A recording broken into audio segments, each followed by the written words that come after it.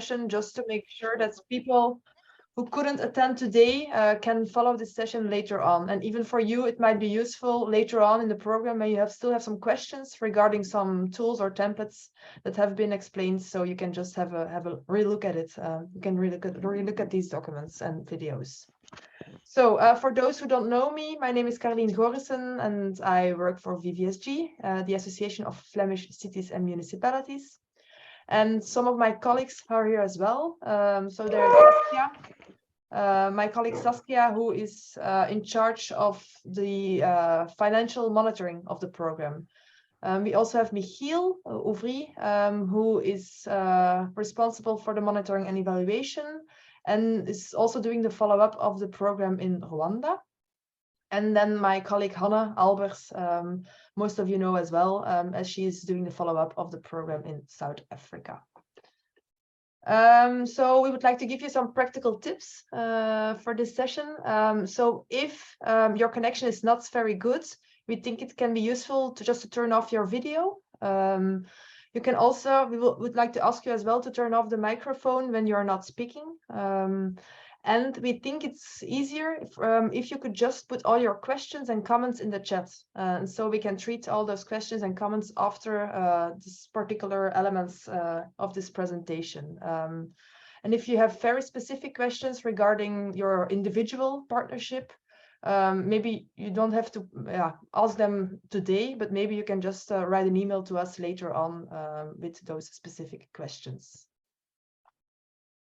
So the idea of today is to familiarize you with the different tools and reports of the federal program that we will use in the coming years. And the idea is, of course, that after this session, you know clearly what instruments, what tools exist, what are the templates that have to be used for the reporting, and by when those templates have to be filled in. The agenda of today, as you see, so I will start with a general introduction on the federal program, and then Michiel will give you a brief overview of the different tools or instruments that exist to monitor the federal program. And then we will go into more detail on the different reports that exist. So there's like the moral reporting and the financial reporting. Okay, so the general introduction on the program. For those who don't know it yet, we have named this program GLOBE, and the letters of the word GLOBE stand for Goed Lokaal Bestuur in Dutch, which means good local governance in English, which is the main objective of our program. GLOBE is a program funded by the Belgian government, DGD, which is the Belgian Ministry of Development Cooperation. It is a program managed by VVSG and has a duration of 5 years. So we have started in the beginning of this year, and the entire program will end by the end of 2026. And we have a total budget of 6,700,000 euros for these 5 years. As I told you before, the overall objective of our program GLOBE is good local governance. And we work on good local governance through 3 pillars or modalities. The first one are city-to-city partnerships between African and Latin American municipalities and Flemish municipalities. We also have cooperations. VVSG has cooperations with sister associations of local authorities, for instance, RALGA and SALGA, who are present today. And the third pillar we work on is a program specifically implemented in Belgium, which is on the local translation of the SDGs into local policies of Flemish municipalities. So these are the 3 big modalities we work with in this program.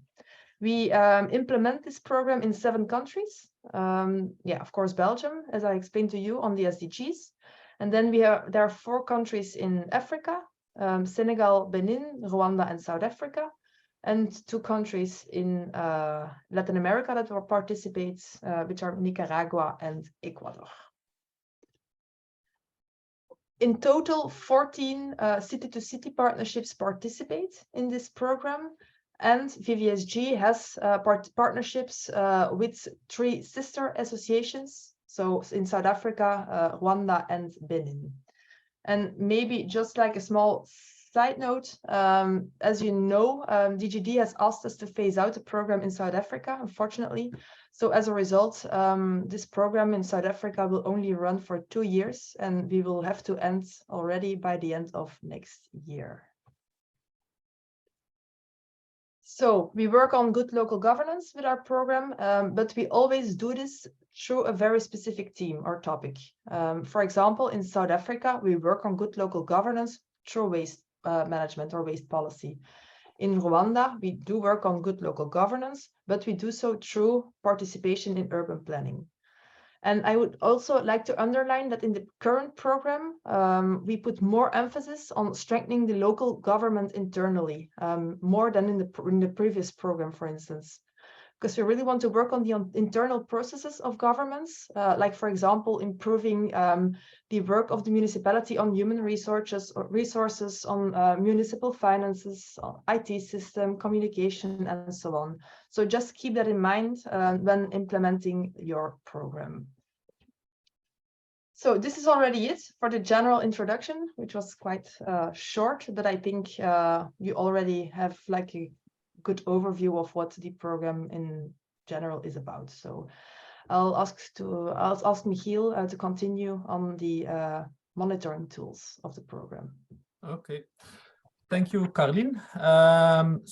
My name is Michiel, and since almost a year and a half, I'm working for VVSG, and I'm responsible for monitoring and evaluation of the program.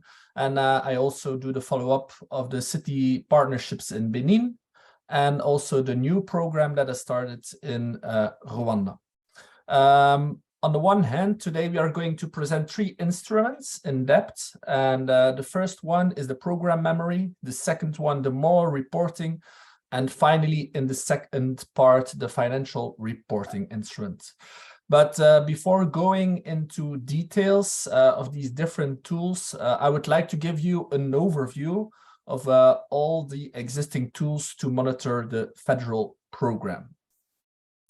Here you can see an overview of all the tools used in the monitoring of the federal program, and also their interrelationship. The only new instrument in the program is the program memory, and the program memory is a document that the VVSG will fill in, so you do not have to do anything for it. And the program memory contains information from the moral reporting, the financial reporting, and general information about the program. And it also has links to important program documents and formats. We will give you in details the details of each of these instruments later, but it is important to understand this overview. As you can see, the monitoring of the program starts at the level of the partnerships, and it is the partnerships based on observations, surveys, invoices, reports that feed all of these different tools. This is indicated with the green arrows that come from the partnerships to all the tools.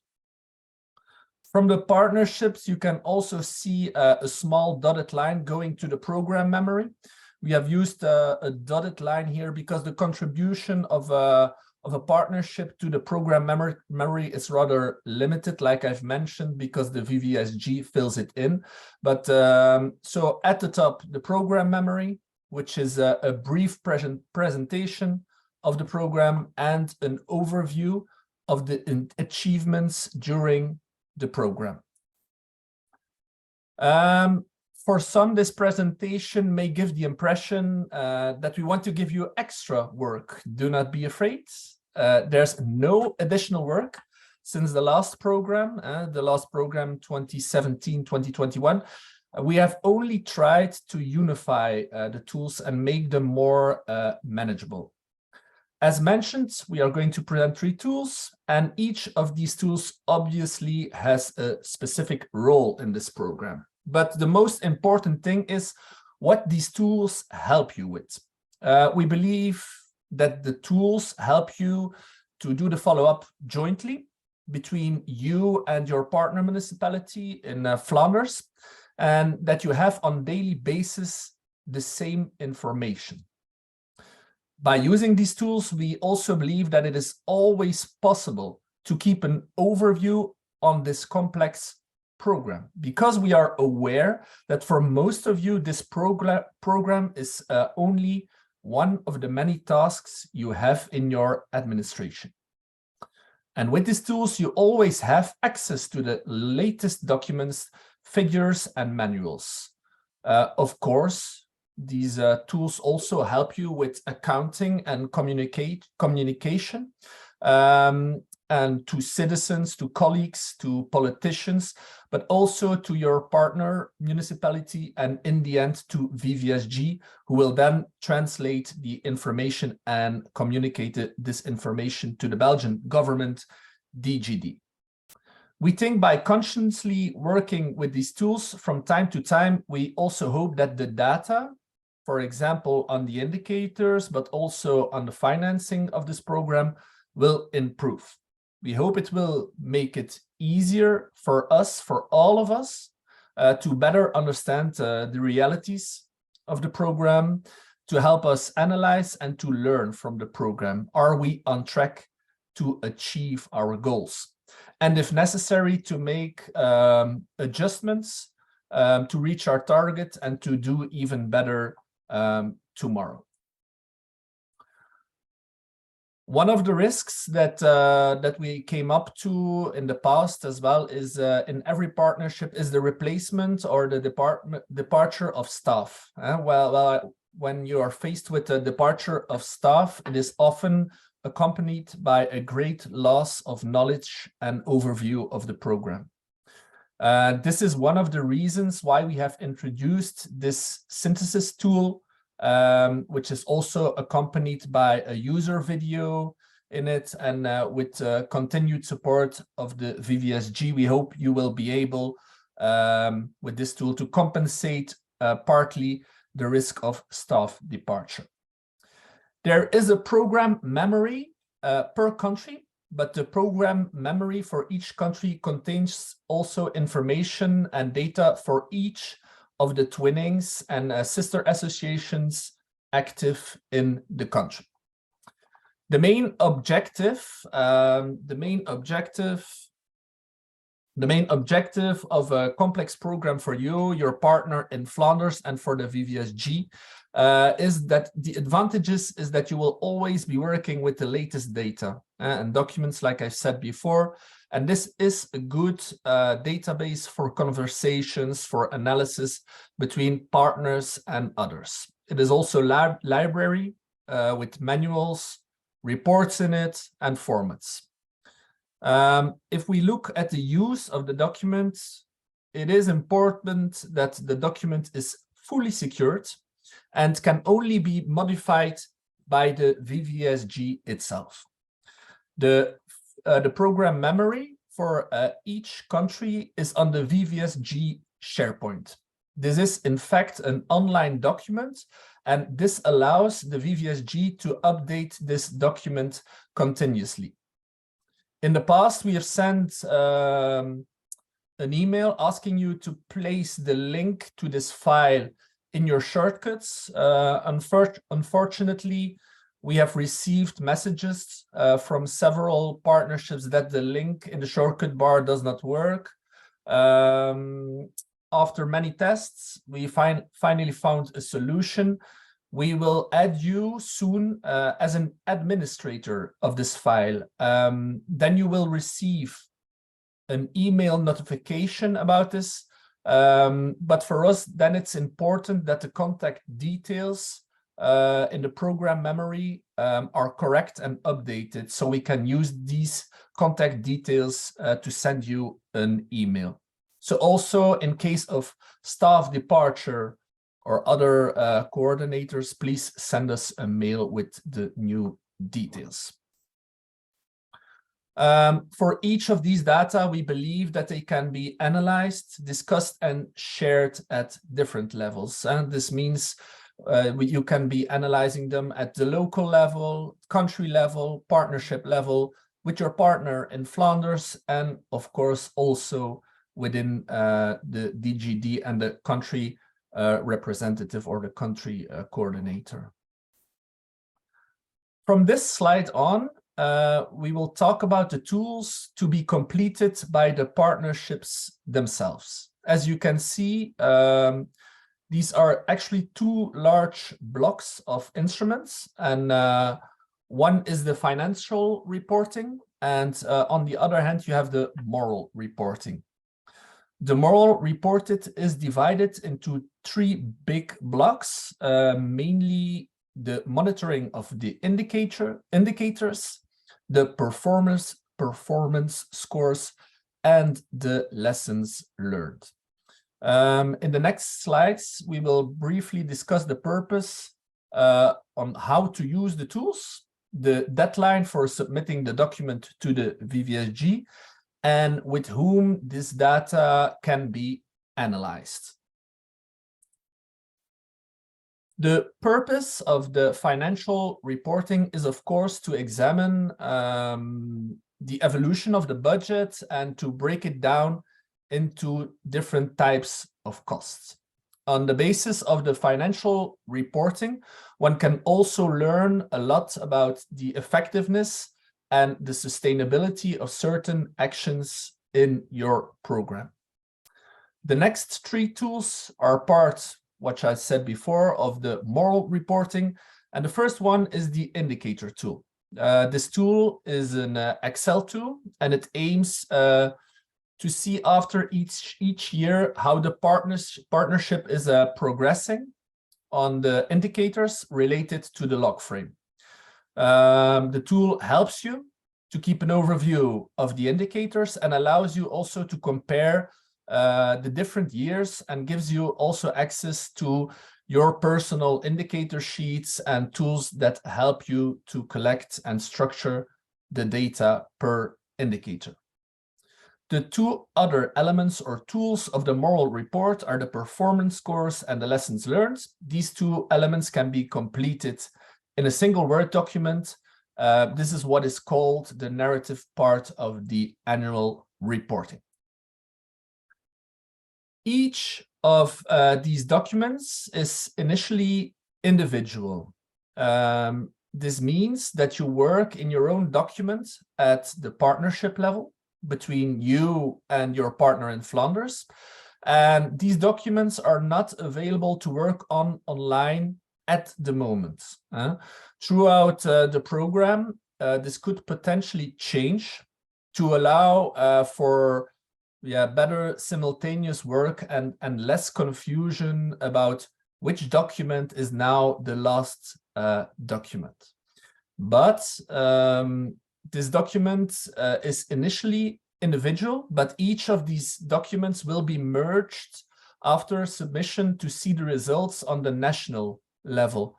For Rwanda, this is not the case because there's only one partnership, but in South Africa, the results will be merged. Because as the VVSG, we do not report at the level of individual partnership, but we report at the country level to the Belgian donor DGD.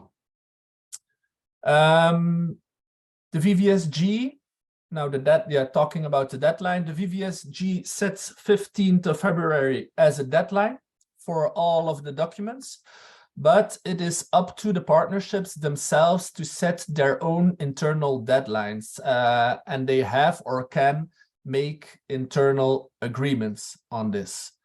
For the financial reporting only, we request an intermediate financial update on the 15th of May and the 15th of September. For this update, you can and you will find, and you've probably already used the link in the program memory. The purpose of this update is to transmit the amount of expenditure you have incurred by type of costs up to that point. At that time, it is only a declaration on honor, and no supportive documents like invoices and contracts need to be attached.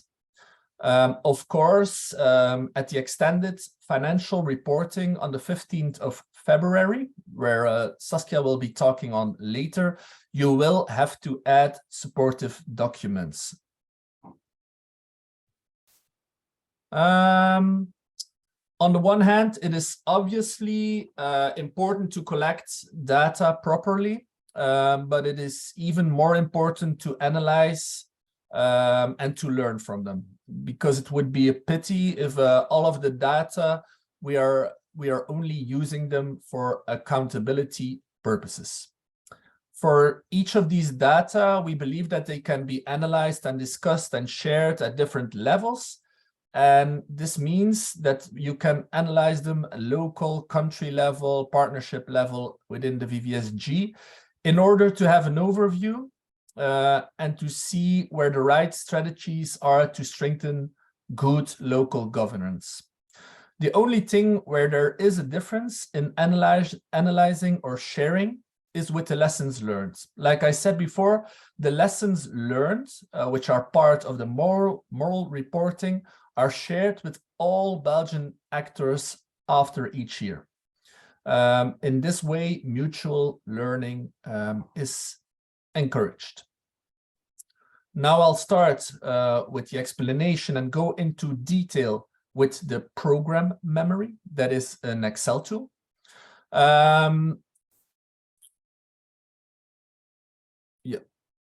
From this point on, the intention is to go into detail, and I already showed you the broad outlines of what is exactly the program memory. For each of the partnerships, there is a specific link to their program memory, and all these documents are structured in the same way.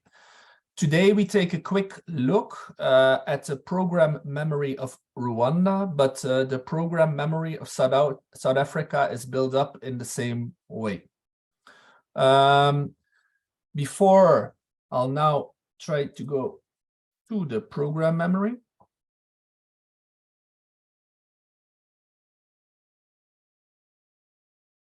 Maybe my colleagues can tell me if they see the Excel now. Yeah. Yes, okay. Thank you, Bodwin. Before I show you a short film with explanations, it's important to show you how we will indicate things that are updated in the document, because I told you this document will be updated continuously. For example, on the first page or the first sheet of this Excel, you see that I'm now in summary. You can see that the budget monitoring of the Rwanda program has been updated recently. The second place where you can see updates is on the sheet of documents and formats. Here you can see that lately several documents have been added or updated. So every time we make adjustments, we will indicate them like this. And for this reason, it is important to consult this document regularly via the online link, because if you download the document and do not work online, the updates will not be displaced. In this Excel, there's a sheet in how to use this Excel. And here on the second line or the third line, there's a link. There's a link to a short video, which gives you all the explanations on how to use this program memory. And we will now have a brief look into that.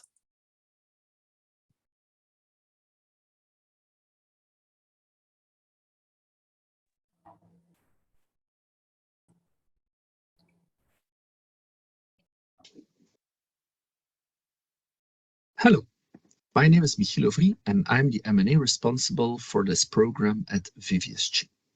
During the next couple of minutes, I will guide you through the program memory tool. Recently, we've launched the new federal program 2022-2026, and for the elaboration of this program, Strengthening Good Governance, a whole planning process has proceeded.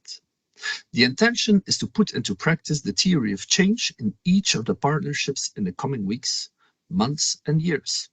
But of course, the intention is also to see day by day whether we can effectively turn the theory of change into the result we had in mind. We know processes of social change are complex to monitor and evaluate. That is why the VVSG will continue to provide support in the coming years. The first tool we want to present here today is the program memory. This Excel document contains all basic data about your program and interesting links to formats and other interesting documents that will help you with your M&E process. This document should help you and your partner to keep a better view of the program. Each year, there will be at least 2 updates of the document that will allow us to add additional documents, results or indicators, performance scores, and intermediate expenditures. Always check if you're working in the latest version of the document. If you have any questions or notice any problems when using the tool, do not hesitate to contact us. That's for the introduction. Let's take a look at the tool.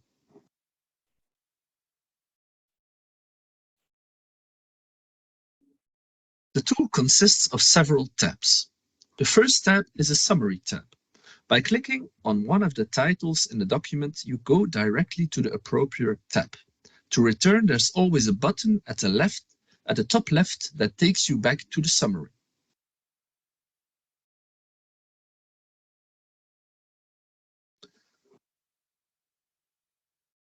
The second tab, How to use this Excel, provides you more detailed explanation about each step of the program memory. So if you have any problem or question, be sure to check this tab first. At the top right of this tab is a link to my email address, so you can reach me quickly with your questions.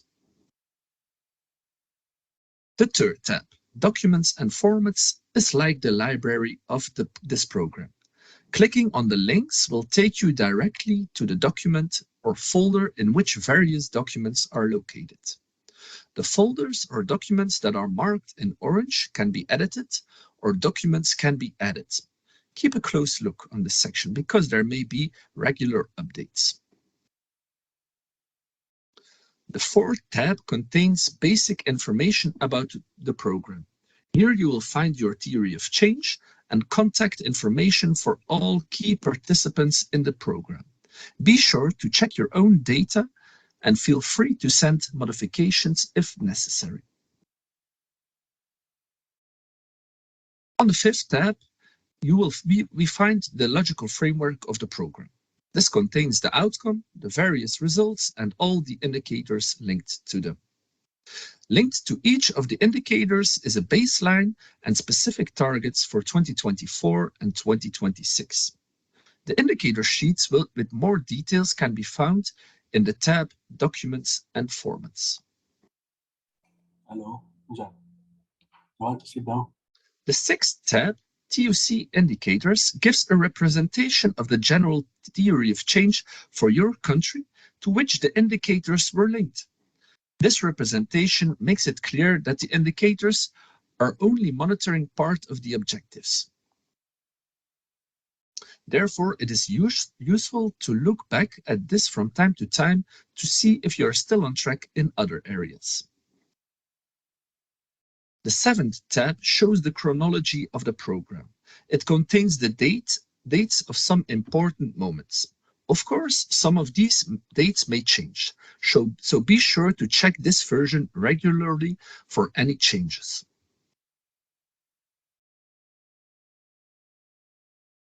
The eighth tab provides an overview of the overall budget.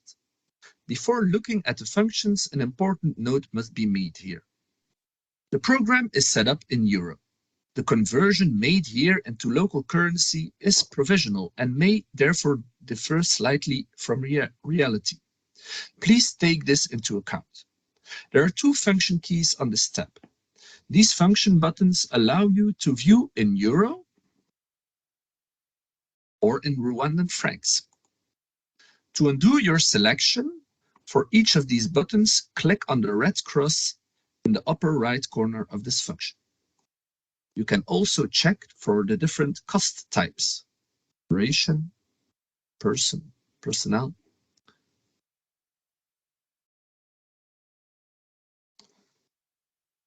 So far, we've been looking at tabs with a green color. From now on, we'll come to 3 tabs with a blue color. These tabs will be completed by the VVSG based on information obtained from the partnerships. The 9th tab and the first blue tab is about the performance scores. Annually, you will be able to find here the performance scores that are passed on in the moral reporting.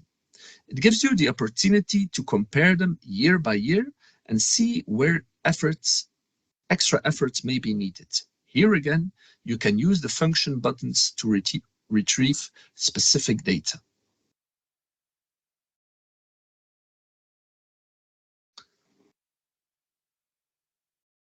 The 10th tab is about the budgetary follow-up of the partnership. The VVSG asks you twice a year to pass on a general state of budgetary spending. This is after the end of April and the second time after the end of August. This gives you and the VVSG a good idea if we are on the good track budgetary-wise. When the year is finished, there is always the exhaustive financial report where you will also have to add all the supporting documents.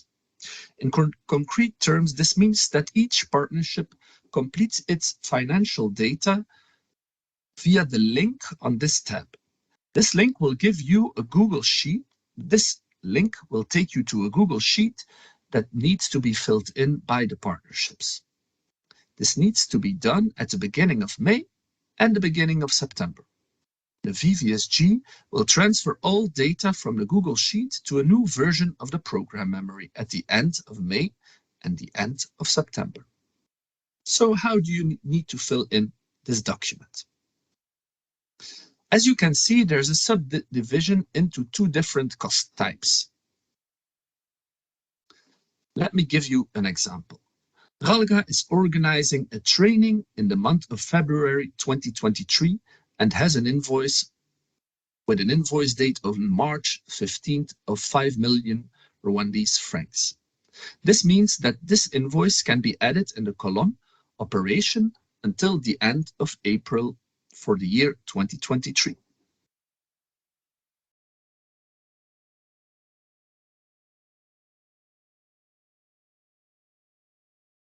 Then, in the month of June, a consultant accompanied RALGA for an educational program on gender.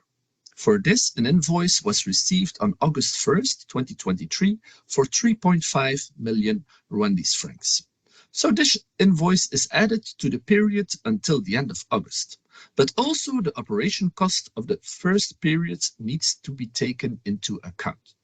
It is therefore cumulative. So if no other invoices should be added, this makes a total of 8.5 million Rwandese francs. I hope this example is clear. If not, don't hesitate to contact us. The explanation on how to use this Google Sheet is also mentioned underneath the table with a small example. Let's go back to the Excel, the program memory. We arrive on the last and 11th tab. This tab gives an overview of the results on the indicators.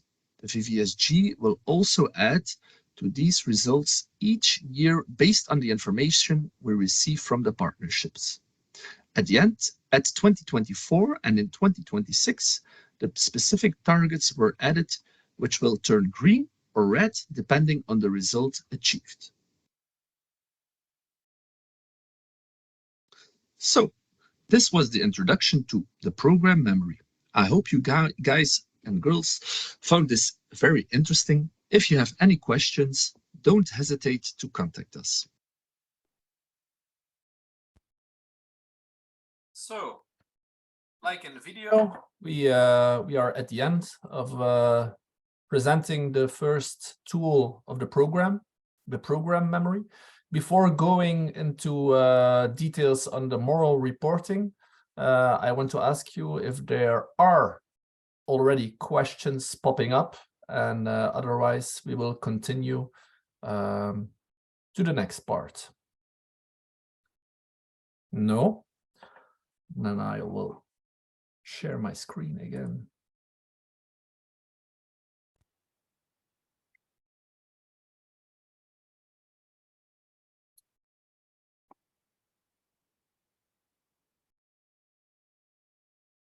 The first instrument I showed you was the program memory, which gives you an overview of the program and access to all the documents. We now move on the reporting instruments, as mentioned, which are to be completed by the partnerships themselves each year.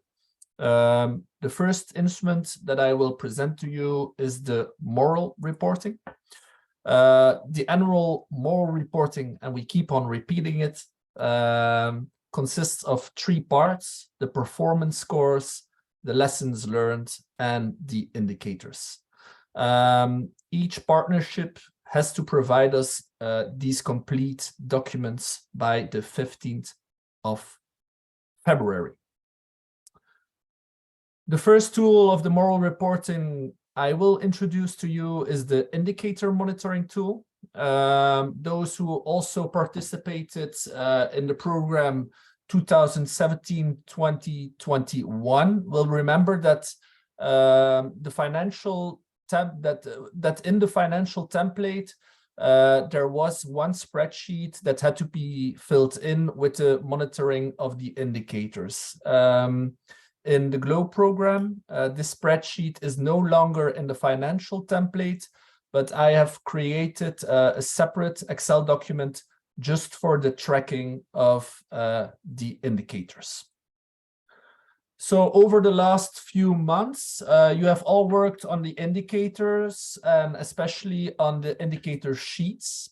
And from my side, I have the impression that in all the countries part of the GLOBE program, there's a good understanding of the indicators and how you will collect the data and how you will analyze it. So already thank you from my side for the effort made on that. But now we are only a few weeks away from the end of the first year of the program, and it's now time to put into practice the theory that is into the indicator sheets and to operationalize the indicators into tools that will help us to collect data and to structure this data that makes it possible to make an analyze and to analyze them.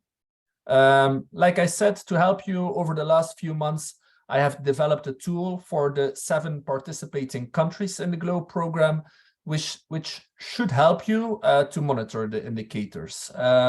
For almost every indicator, a proposal for a monitoring tool has been developed. It is important to say to you that this is a proposal that you can modify yourself, and therefore these steps are an option. They're not obligatory. This tool on the indicators will be sent to you and all the other partnerships by mid-December.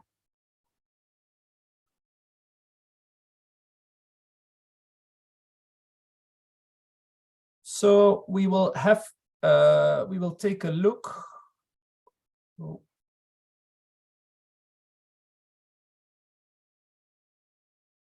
Do you guys see my Excel documents? Yes. Okay.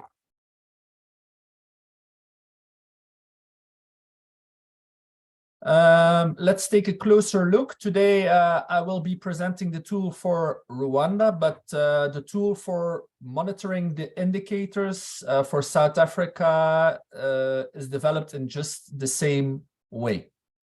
The Excel tool consists of several tabs, and the first tab is the table of contents or the summary. and clicking on one of the titles in it, you will directly go to the corresponding tab.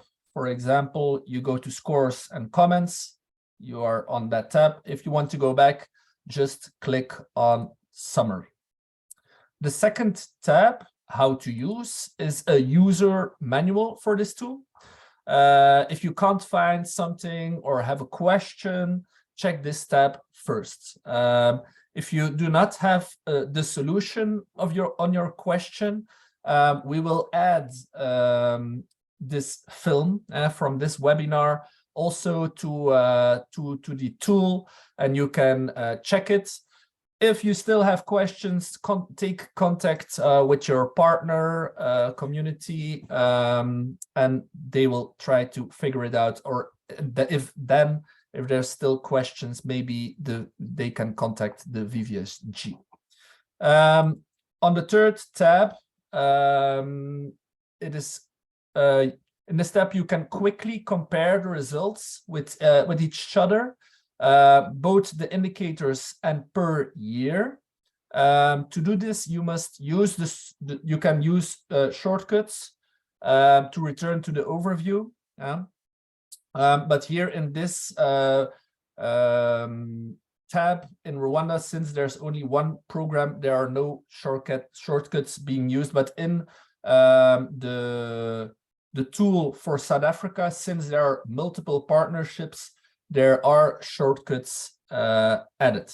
On this page or on this sheet, you cannot change anything yourself. This is a secured page, but it is filled in directly on the basis of the data you enter in the blue tab, results and comments.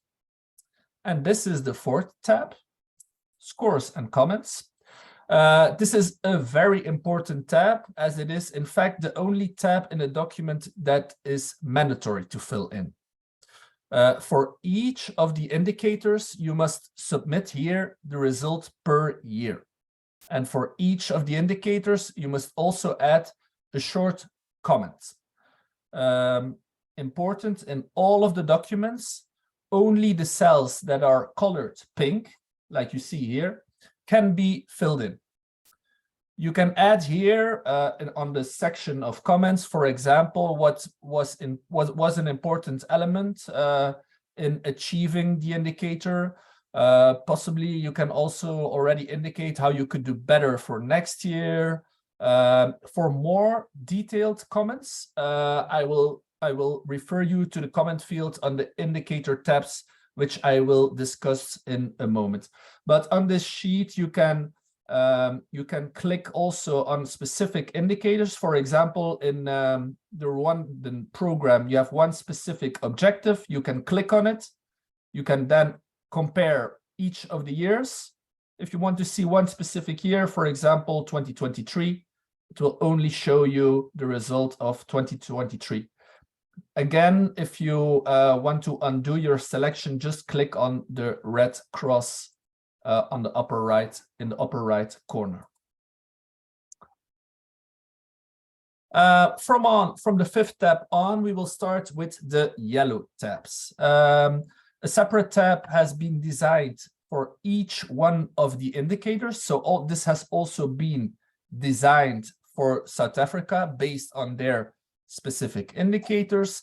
And on each of these tabs, there is a suggestion on how you could monitor these indicators. Of course, this corresponds to what you have noted in the indicator sheets. The use of these tabs is, like I said before, optional for the partnerships, but nevertheless, we believe that a partnership can add a lot of value by filling in these tabs, as it can help you with the systematic and the overview on the collection of data, but also it will help you to analyze and to exchange on certain results with your partner community.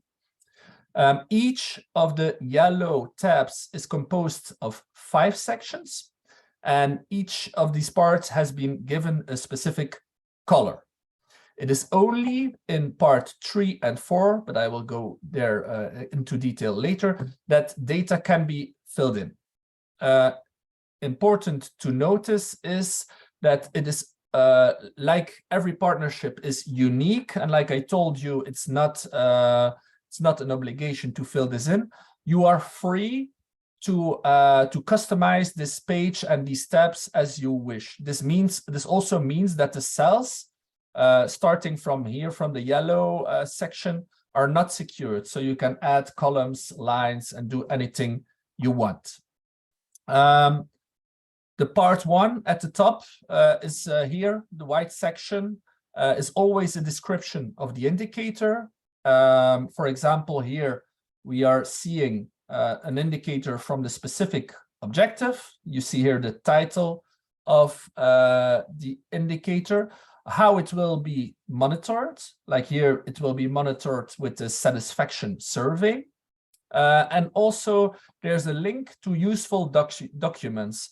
For example, here in the first indicator sheet, it is just only for now the indicator sheet, but in the future, when a survey might have been developed, a link to the survey can also be inserted.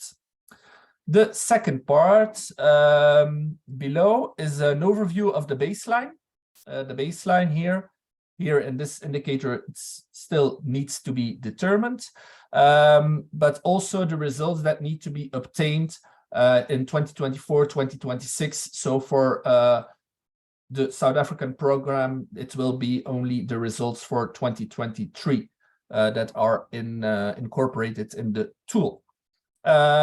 The third part, the blue part, this blue part contains an overview of the scores obtained, which then can be used to fill in the scores and comments tab that I already shown you. And in this part, the annual results can be added. For some of the indicators, this will be done automatically. But as I mentioned to you before, these pink cells can be filled in by each of the partnerships and can then be transferred to the blue tab, scores and comments. The fourth part, and this is the proposal that I've made to you to help you structurize the data that you have been collecting. Depending on the type of indicator, here you will find lists and an overview of data collection, data collected. It can also be progress markers, and here you can fill in all the data. For instance, here it is on satisfaction. You can fill in the year, the period of this survey, the number of people being surveyed, the number of women that took part in the survey, and the number of young people. And then, of course, in the end, you will have to indicate what was, in fact, the satisfaction level on this survey. Finally, a comment field also has been added, allowing you to add more comprehensive comments than in the result and comments section. Because like I showed you before, here the comment section is rather limited. If you want to add a more broader comment, please use this section. This can also help you to better communicate with your partner and to do better follow-up. I just want to show you one more example that in the other, like in South Africa, that I also added. So this is the indicator on the second result of the Rwandese log frame. The indicator title is the percentage of counselors and staff trained. That indicates that they have knowledge and skills to organize more inclusive participation. The follow-up instruments here are an attendance list, an overview of the training, so all the trainings that have been done, and a result of the survey. As the documents or links that I've added is here. First of all, it's a link to the indicator sheet. So like you see, I hope that you see now the indicator sheet pops up. So directly you're directed to the indicator sheet which is online. I also made an example of an attendance list because you want to know who took part in this trainings. So an attendancy list is also online for you for use. I just made an example that that can be used.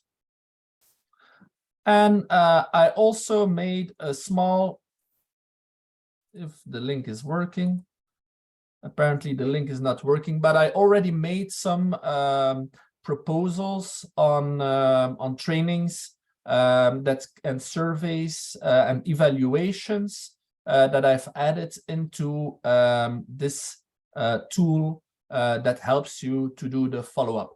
But as a wrap-up, for us, the most important tab sheet of this document is scores and comments that needs to be filled in and transferred to the VVSG by 15th of February each year.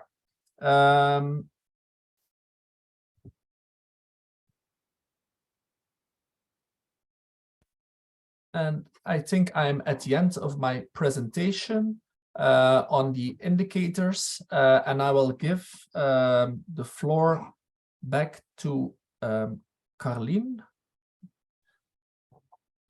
Okay, thank you.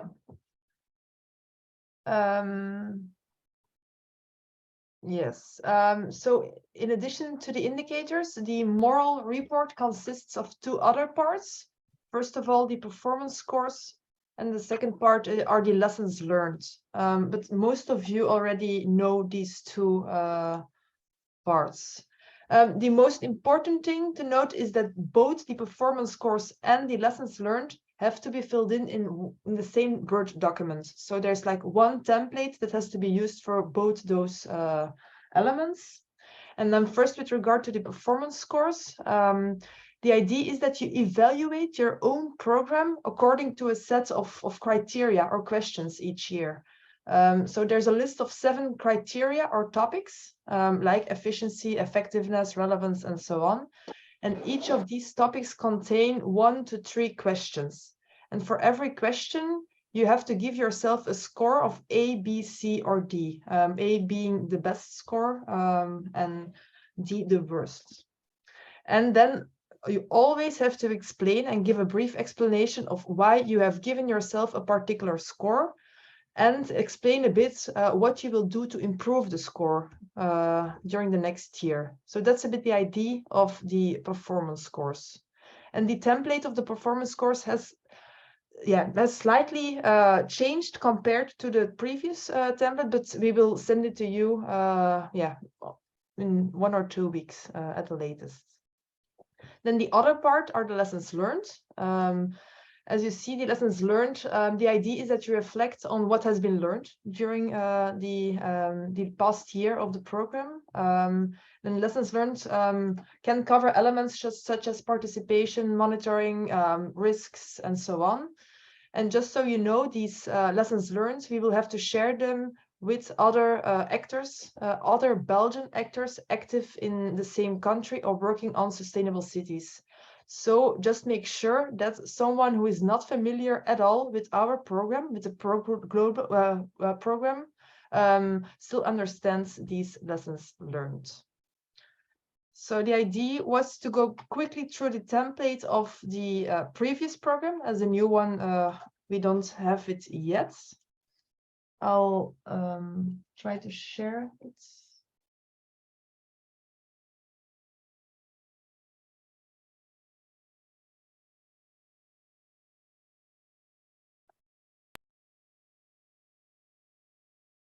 Do you see my screen? Yeah. Yes. Okay, thank you. So this is a template of the annual report, but it's quite similar and it will be quite similar to the template of the former program. So you just fill in the names of your municipalities. Then there's a brief overview of what has to be filled in by the 15th of February of the different reports that the VVSG is expecting. And then there are 3 main parts. The first one is a summary.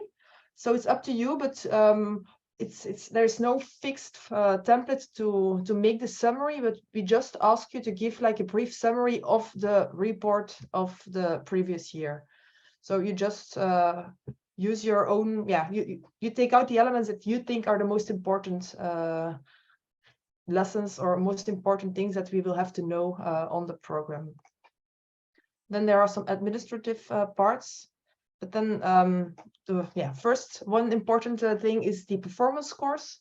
There's a brief explanation on how to work with these performance scores and how to fill in this template. And then for each topic, for instance, efficiency, there are 2 questions linked to efficiency. And the idea is that for each question, you will give yourself a score, A, B, C, or D. You choose, you just put a cross next to it. For instance, here, to what extent were the activities foreseen carried out within the time allocated? You can just put like a cross where you think it's most appropriate. And we always ask you to give like a brief explanation on why you gave yourself that particular score. For instance, here, okay, what were the activities that are delayed? Why or what are you going to undertake to make sure that these delays will made up during the next years? So you just give like a brief explanation on the score you have given yourself. So there are in total 12 questions. You do this for these 12 questions. And then the other big part of this report are the lessons learned.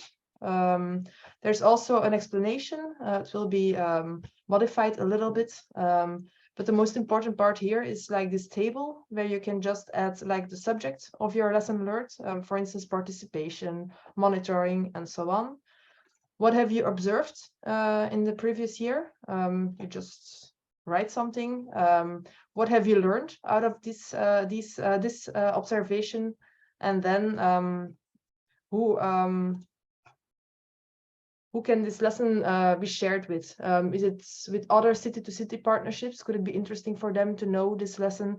Could it be interesting for other Belgian actors and so on? So that's the idea of this moral report, or this part of it.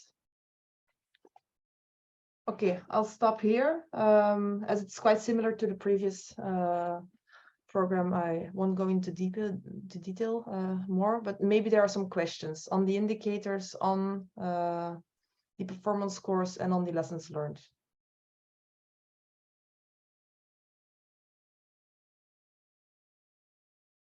No questions. I have a question. Yes. So maybe just to check if I understood correctly. Do you get me? Yes. Yes. Yeah. So in brief, we need to understand that for this part, the previous part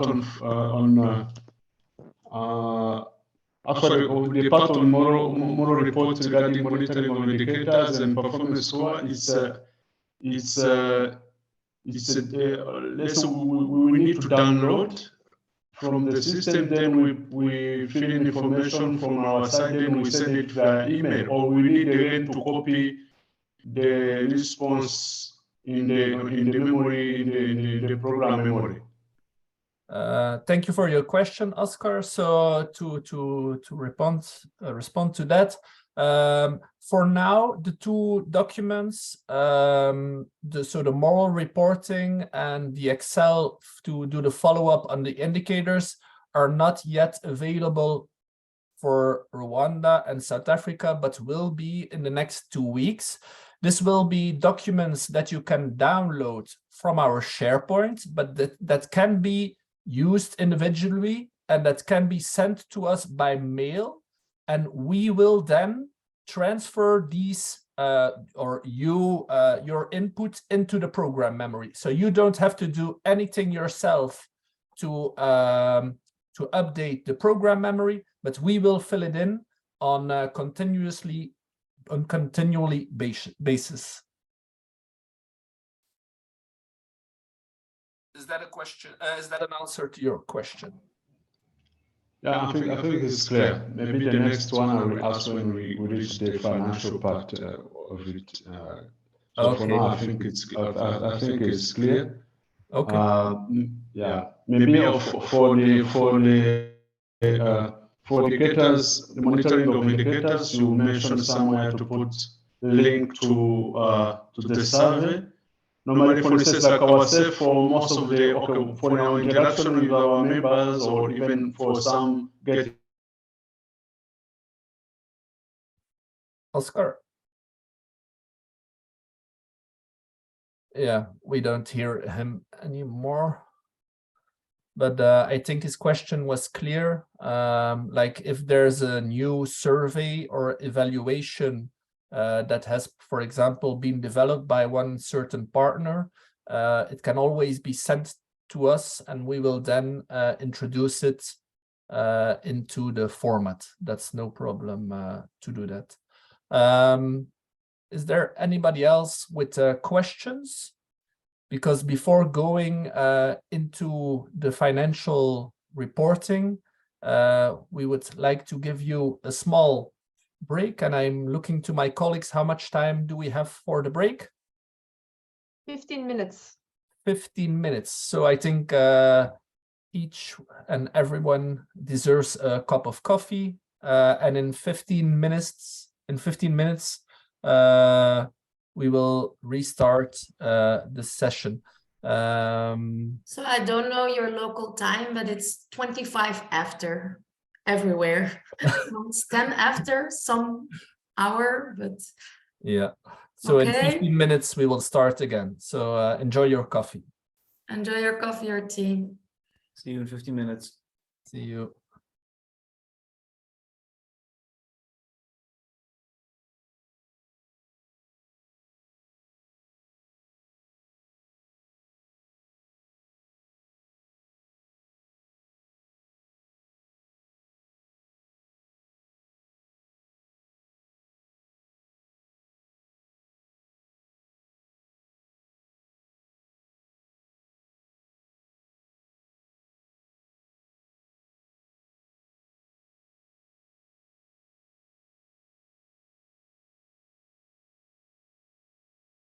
Everybody's back.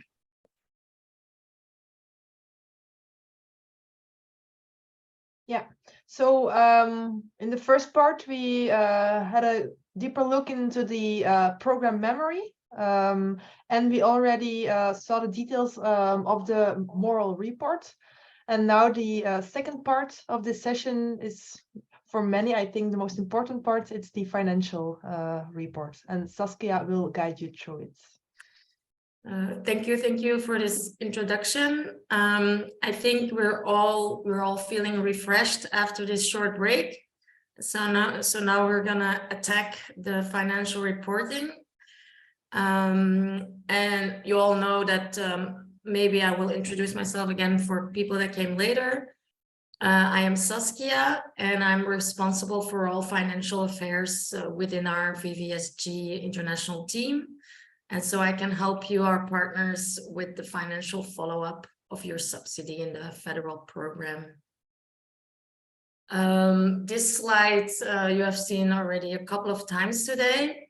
And so, like Caroline just said, financial reporting is, apart from the moral reporting, one of the major requirements of our donor DGD.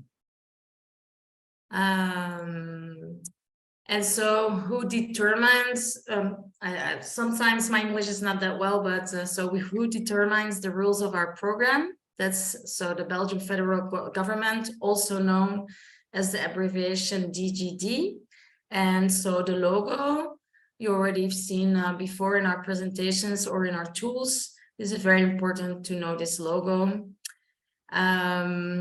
And of course, the rules are made by DGD, and we, VVSG, and you, our partners, we have to follow these rules. And we know that our donor asks for a lot, but I just want to let you know, if some people know about this or have also European grants, that reporting is even more demanding. So just letting you know, it could be worse, but oh well. I always think repetition is the key to success, and so I will just show you on one slide the financial deadlines that Michiel already talked about. So by the 15th of February of next year, you will have to complete your partnership, will have to complete the financial format with all supporting documents for the whole year of 2022. And so the financial format and the supporting documents have to be supplied to the VVSG. And then I would just want to shortly go back to the two intermediate reportings that are like filled out on honor. I just want to say, so no planned expenses are in those files. It's not a budgeting, it's a real reporting of expenditures. And so it means that you have invoices for that period. Let's say for this example, January to April, you have an invoice of the 30th of April. Of course, you have 2 weeks or 4 weeks to pay that invoice, but still you have to include it in that document, in that expenditure. I hope that that difference between planned or expenses where there is a proof or an invoice or a payslip, that is clear. And for what do we all do all these extra financial reporting? Because it's going to help to see how things are going in our program and where adjustments might be necessary. And it's also important because we can only apply for the subsidy for 2023 if we have a consumption rate of 50%. And in the next years, that consumption rate is 75%. And that is just a way of our donor to make sure that that the subsidy is like spread throughout the years, because otherwise maybe some partnerships are all gonna like make a lot of expenses in the last year, and that is not what our donor wants. So that's why he put in that rule. Or she, I don't know, DGD, she or he. And today the focus is on the financial format, deadline each year, 15th of February. And what helps with this financial format is the financial guide or guidelines. I'm going to open it now and hopefully the link opens directly.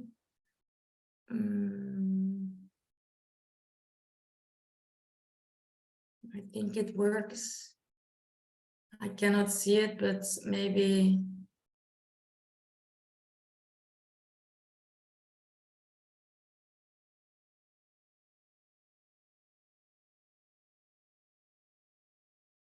Yeah, so finally, it took a while here in Belgium. I'm not in Brussels, so maybe that's why. So there is a financial guide, and I'll show you just now the first page. It's 16 pages long in English, and it follows all the worksheets that are in the financial format. And I will, what are important elements of the financial formats? Those are the activities, of course, the exchange rate, because of course you have your own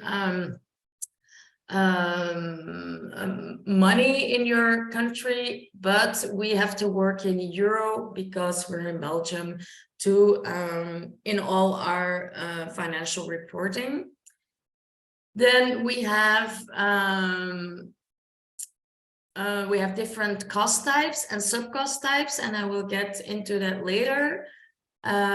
We have a long list of non-eligible expenditures so that you know what is allowed to, how do you say that again, which verb? What you can enter in this subsidy or not. And then there's a whole big chapter on the basic rules for the supporting document. So here's a table of contents, and I will go back now to the PowerPoint. So I just talked about the important elements. and that for the exchange rate, you need the bank statements of the two partners or municipalities, so you can calculate it.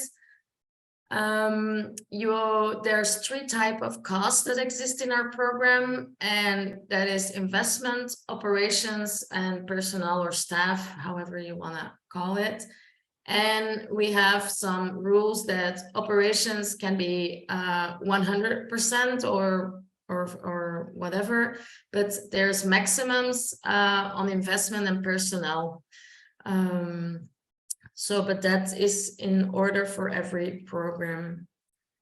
An important definition is, I just talked about that there's 3 cost types, and the one of what is an investment, and I will read it to you. It's a purchase that is considered to be an investment as soon as the unit price exceeds 1,000 euros, including value added tax.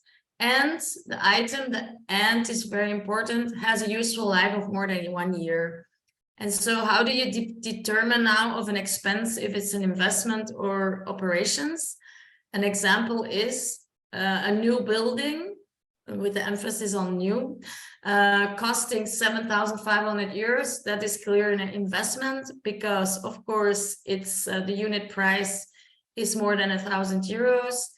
And the item will last for more than 1 year. The item, or now here the building.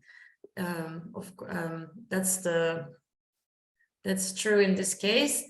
What is then not an investment? It's, for example, if you buy 2,500 garbage bins, and so for a unit price of 3 euros, again we have an expense of 7,500 euros. But this one is operations, because regardless that the useful life is more than 1 year, of course, of these garbage bins, the unit price is less than 1,000 euros. So I hope this example clarifies the difference between operations and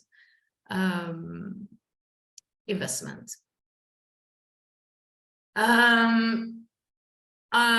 Our donor asks now for more detail in this new program 2020-26, because before it ended at the distinction of cost types. So it ended at investment, operations, or personnel. That was the only distinction we have to make.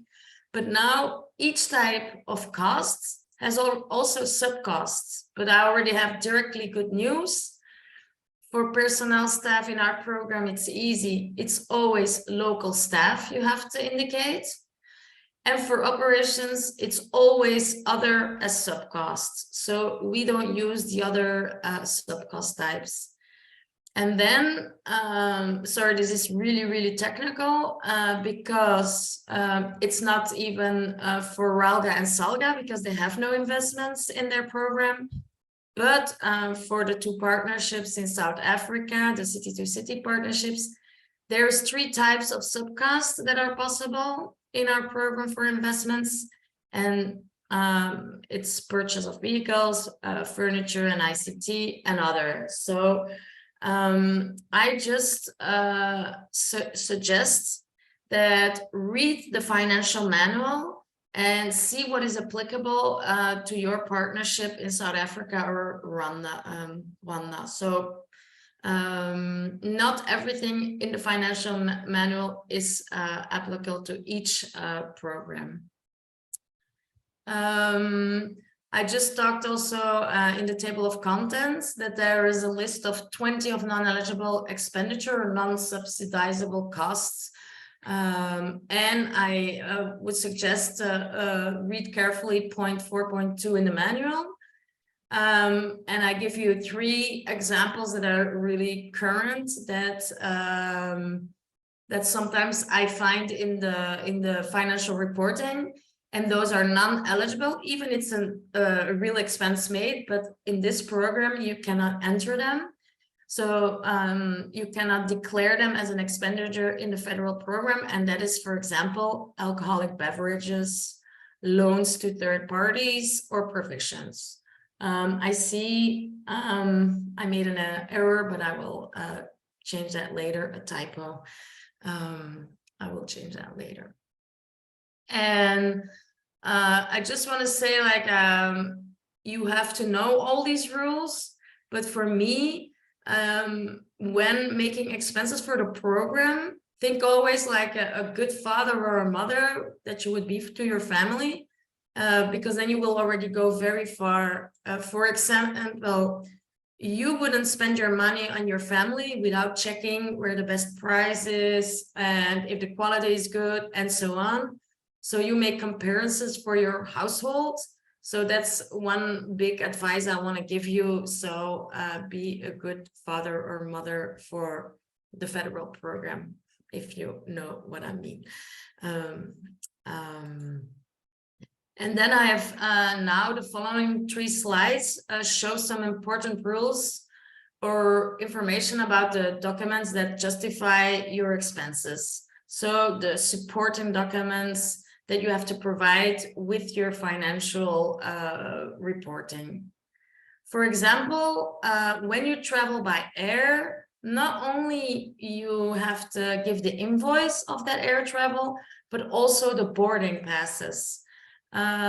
These are necessary because our donor only wants to subsidize, how do you say that, expenses that have been executed. So that's why we need the boarding passes.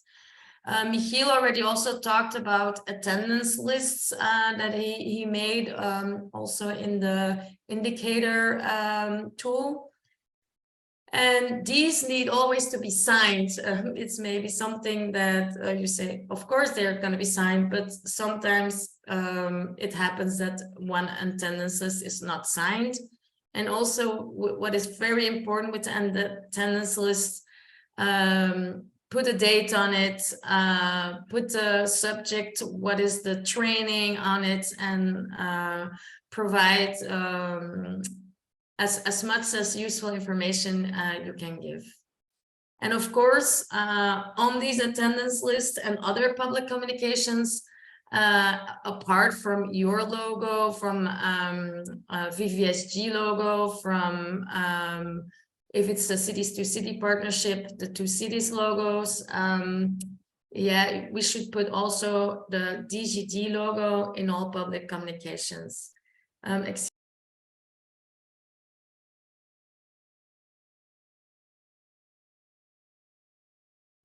I almost had to sneeze, excuse me, I'm a little bit sick, sorry. Then you should always, when a purchase is identifiable, then you should include the serial number. For example, if you buy a computer for the program or you buy a vehicle, and then you should put that number in the description of the expense made, so that if anyone would want to identify the expense, they could. What is very important also for this program, and it's a change from the years before, is that when you have a public procurement or you do a market consultation call for tender, again, sorry, another typo, I will change it again. Meaning, that means you have to like consult at least 3 suppliers, and it has to be for any expenditure over 3,000 euros, including VAT, value added tax. But in some countries, you have to follow a stricter legislation, because maybe at 2,000 euros or in your currency, or at 1,500, you have to at least do a market consultation. So this rule is really important. Follow your country rules when they're stricter than the federal program. What do you need for a public contract or market consultation? You need a contract notice, or like a demand for price at least 3 suppliers. You need then the tenders or the bids. Afterwards, an award report. Then you have a contract or award. when the works are on the way, or when the services are being provided. You can have progress reports. And then at the end, of course, you will pay for the work or service rendered. And for this, it's very important. You see, there's many documents. And so it's compulsory to use a summary sheet to regroup all supporting documents together. But I will later on show you 2 examples of a filled out or filled in summary sheet. What is important, again, for this public procurement? A contract is only needed when there is a procurement of services, like say a consultant, or an execution of large investment works. So the example of construction of a building. But of course, no contract is needed for the procurement of a good product when simple price comparison is possible or is enough. For example, when you're comparing offers for buying the same camera for more than 3,000 euros, it's a bad example, it's very expensive, but you do not need a contract, of course, when buying the camera. You simply accept the lowest offer, and then you also do not need an award report. So please think of this, this extra step when you are starting a market consultation. Then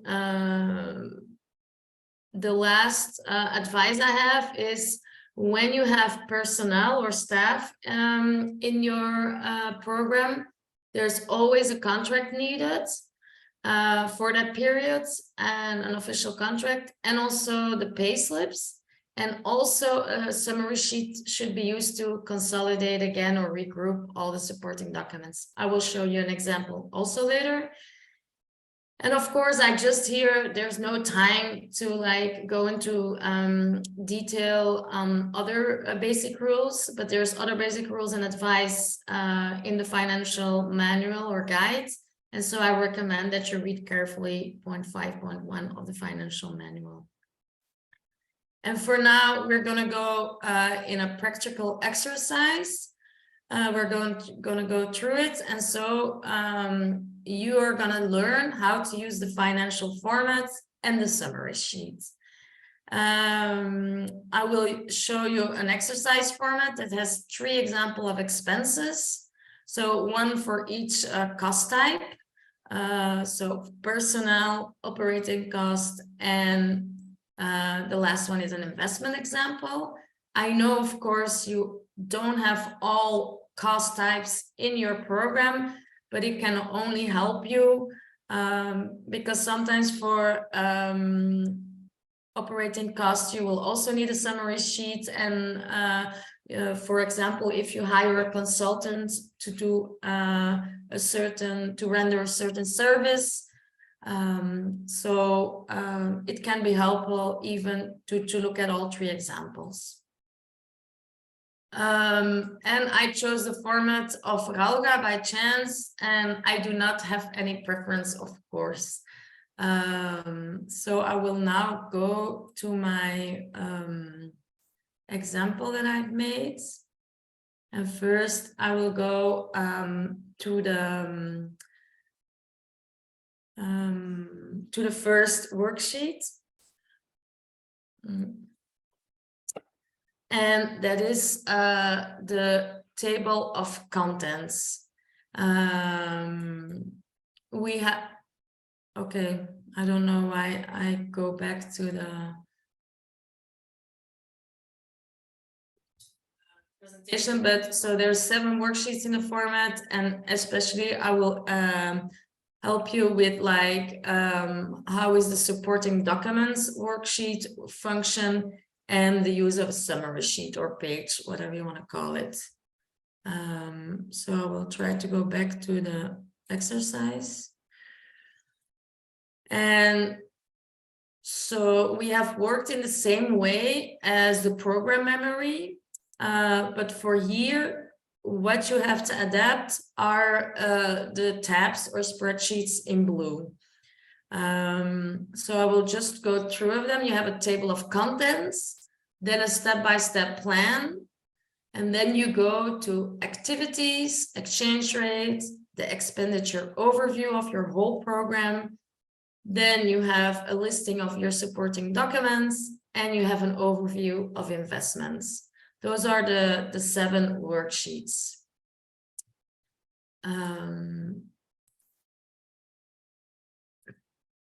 I'm just gonna try to.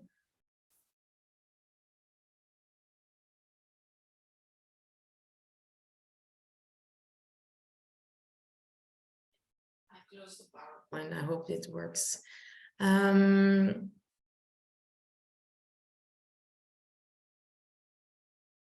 So the first worksheet is the one with the table of contents of this Excel. And as in your program memory, there are links to all other worksheets in this format. So if I open the format and I quickly want to go to the supporting documents, you click on this, or you click below, whatever you prefer. If I want to go back to the table of contents, I click here and I arrive back to the table of contents. Which is also important is that there is, again, here the links to the financial manual or guidelines, and also to the standard format of a summary sheet and page. So now I want to go, because I want to explain the next step, I'm going to go to the step-by-step plan. This step-by-step plan explains how to complete this Excel. And this is in a more concise way than in the financial guidelines. But I invite you always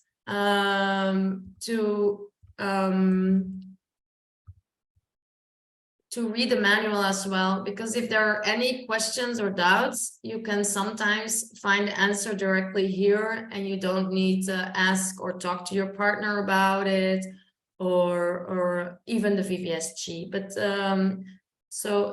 But this one, if you read through it, if you don't have the manual, you check and you say, okay, I quickly want to know something about the exchange rate or the supporting documents. There's a lot of information you can find on this page. Excuse me. And so what is now the best way to fill in this financial format?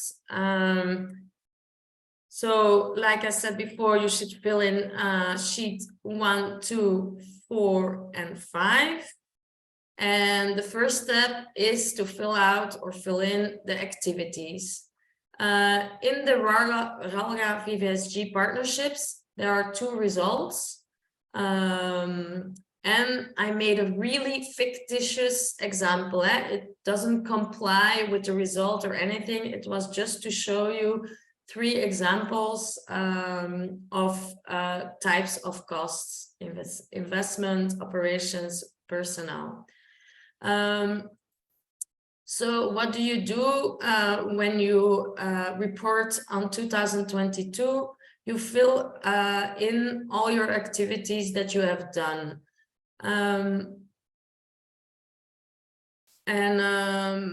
Here I've just made 3 examples, and I've put the orange cells you can enter, and I've put some budget on it. It's totally fictitious. And for 3 activities, and yeah, the X's, Y's, and Z, it's just an example. It's the exercise that we're doing. The next step is, of course, you work in your local coin. I never know how to say that. Your local currency. That's I find it here. And I've made also a fictitious transfer of the whole budget in one time.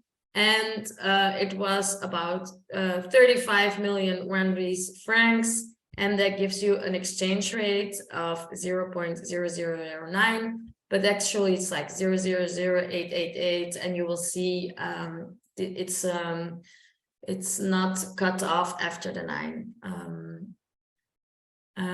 So for this, you need the proofs of the 2 transfers. I mean, the 2 bank statements. First, the transfer from Belgium, which was made on the 3rd of May, and it arrives hopefully only a couple of days later in Rwanda.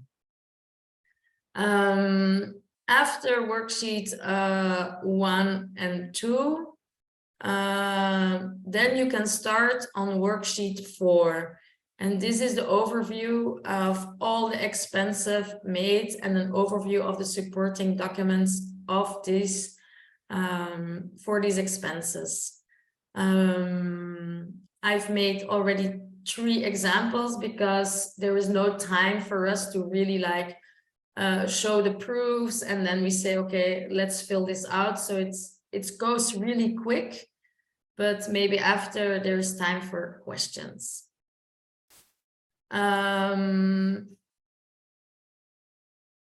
Just to make sure that you understand, yeah, I will just go line by line.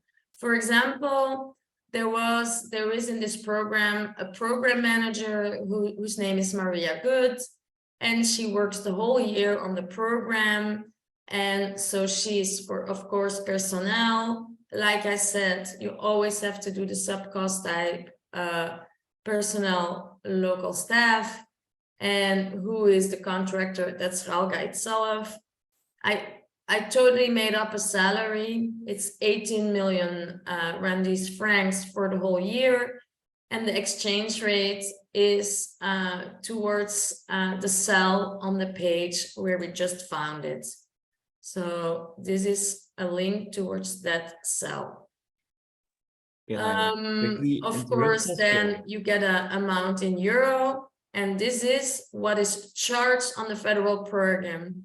Say you say like, oh, we only charge half of it because we take also half on our side, then you can put here the amount, in that case, half of it here, and you can also put it in the remarks, or you can put it in the remarks on the summary page. Then you see, of course, the partner code in the south. This is a code that you put on the supporting documents or the summary page, and I will explain it later with the summary page. Of course, it's an expense made in 2022. It's an expense made in the south, and it was for activity, the fictitious activity 1.5. Here it's again a drop-down list where you can choose activity. And so this coordinates with this line. I hope I don't go too fast, but you see there was a certain budget. We went a little over it, and here is the amount made. At the end, everything counts. How do you say that? Adds up, it makes a sum. And here you should find your, it's an example, so I just didn't fill out everything out for the whole budget, but normally this yearly budget should be about the same. We're not gonna, as here, the budget you have per year. You see, this is the budget for 2022, 31,000. So you should plan accordingly here in this page. Let's go to the second example. There was, we bought in the program 3 tables for the market office. With this supplier, it was 1 invoice, and that's why you don't see a remark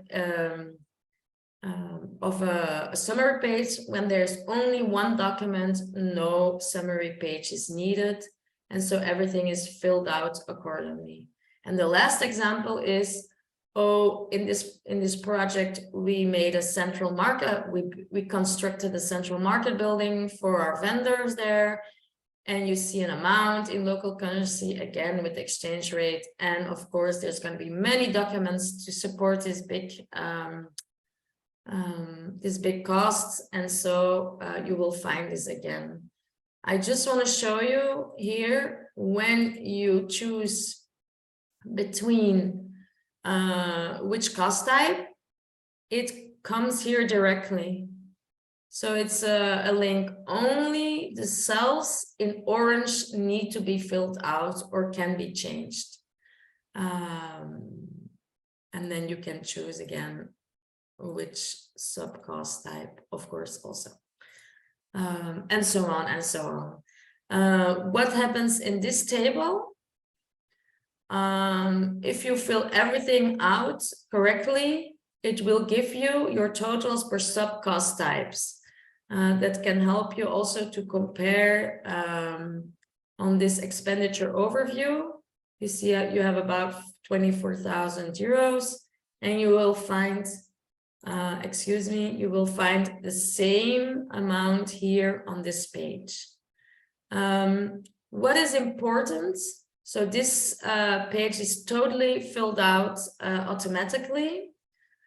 What are some important information that you can find here is you can find the budget consumption rate of 2022. Remember that I said before really quickly, it has to be 50% at least for 2022 as a group, so also as individual partnership. And so you can find it here. So in this case, it's all good. And excuse me. And you have reached more than 50%. You can find that also here in this table. Of course, I know that in the projects of South Africa for the 2 city-to-city partnerships and Salga, it will only end in 2 years. You will only see 2 years in the format. What else can you see here? I think this part of the table is really important because here you always see what is remaining throughout the program. And you see already a lot of red figures. That is, of course, because it's an exercise and there was no investment. There is no investment in the RALGA program. So I just I just made an expense. But so you see, I have a negative balance. But I will show you that it shouldn't be a problem with the real, sorry.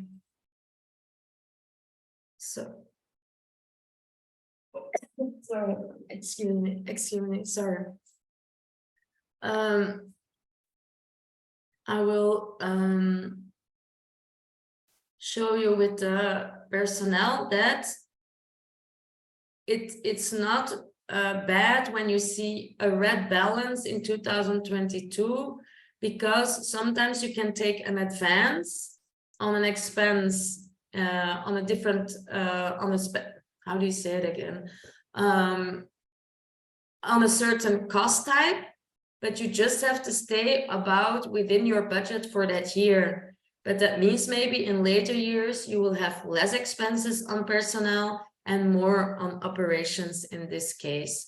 But so this table, you know your total budget, it's totally not a problem because you've made an expense of about 16,000 euros, but your total budget is 37,000. So you still have a remaining budget. That's what I wanted to show you with this example. For now, oh yeah, and at the end you have worksheet 5. Before I go to the example of the 2 summary sheets, of course, you see here this cell, there is no investment. So RALGA in real life, they don't have to fill this out, but other partnerships, they have to do it. And so what will you do? You make a description of the investment. If there is a serial number, it's here that you can put it in. The cost in euro, it's just the same amount as here. So you see about 7,900 euros. And it's exactly the same as this cell. And you give, it was an investment in 2022. And you give the short code, investment 3, because it's on that line. Here you can find it, investment 3. So it's very simple to fill out. So now let's go, you see here, I will just talk now about the summary pages. which is important. Look, remember, because it's hard to show two screens at the same time, but you see 18 million Randy's friends.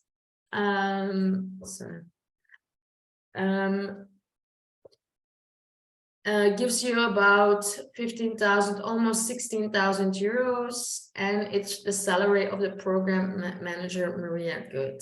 So let's open, and I just want to show you it's activity 1.5, and the whole code is Ralga, the year 2022. It's a place, it's an expense made by the partner in the south.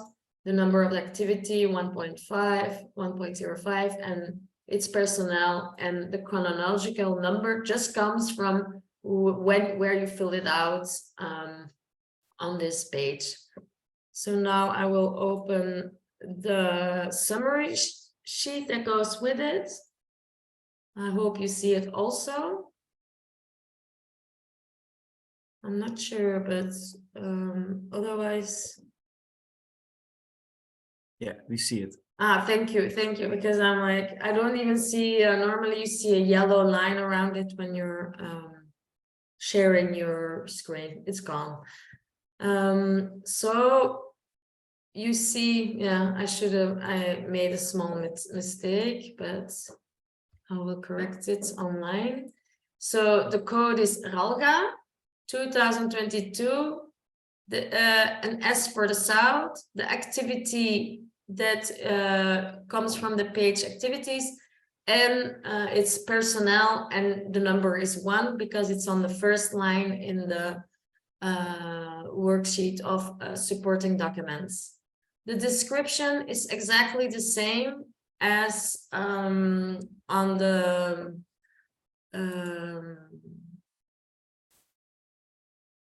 line, so you don't have to invent anything. And here you can see what do I need to have as supporting documents for this salary, and it's for each line. It represents 1 document, of course, of different pages that can be, but it's each line is 1 document. And so you can usually now people make a digital report. And so, of course, you have a file, a document, and you can name it, for example, pair 1.1. And the pair 1 comes from here. You can also do pair 1A if you like to work with letters, at least as it's identifiable clear. If I say I want to open a contract, I click on the abbreviated code in the file that comes with it, and I find a contract. Here, Maria Good has a contract for 3 years, for example. So you can use it for the next year and also in 2024. Then there's 12 payslips in the, I really simplified it because of course you can add maybe vacation, you get sometimes a vacation pay or end of year pay, but I just made the 12 months. And you see the amount with the exchange rate that comes from the financial format. I like to work in one document and put all the financial summary pages together because it's easy. I change one time. If there is sometimes you calculated something wrong with the exchange rate, you forgot a small amount, I only have to change it here, and it's always linked. All my exchange rates are linked with this cell. It's just a little advice to do that you don't have to have like 20 documents and you have to open it. Oh no, the exchange rates changed, and you see this one is with this cell. It's also, yeah. And here, if you still remember from the example, it is 18 millions and it's 15,000 euros and something. And so these amounts have to be exactly the same as on the supporting documents sheet. I will show, so if you see, this one is exactly the same and the amounts, and I will open again this page and you see again, yes, It's for January to December, the salary, and you find it all the same numbers. An error I see regularly is that the exchange rate is not exactly, or you have made a change, or you have had a second transfer, or a third, it changes and you don't change it on your summary sheets. And so then this amount will not correspond on the summary sheet. So please be careful for that. And then I will show you a last, but very quickly, there's an example of investments. All the documents are for the period of March through June of 2022. It's for a central market building. The supplier is SOA BT International. It's for amount about 9,060,000 Rwandese francs, and it's almost 8,000 euros. And again, there was activity 1.6, and it's the third line. So this code is, you're gonna see exactly on the summary page. And I'm gonna open the summary page. And I don't know why it doesn't wanna open. I think I'm just gonna close the document. It doesn't wanna go to the second sheet, and I'm just gonna open it again. Hopefully it will work.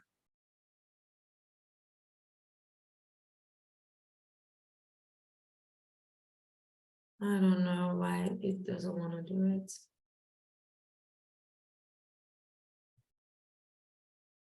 I'm sorry for this delay.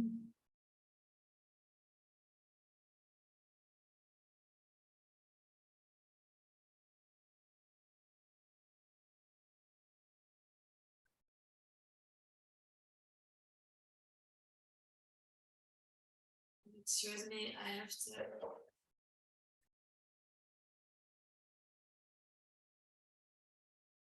Now I was in time to like put out my noise, put out my sound. Oh, I'm so sorry. So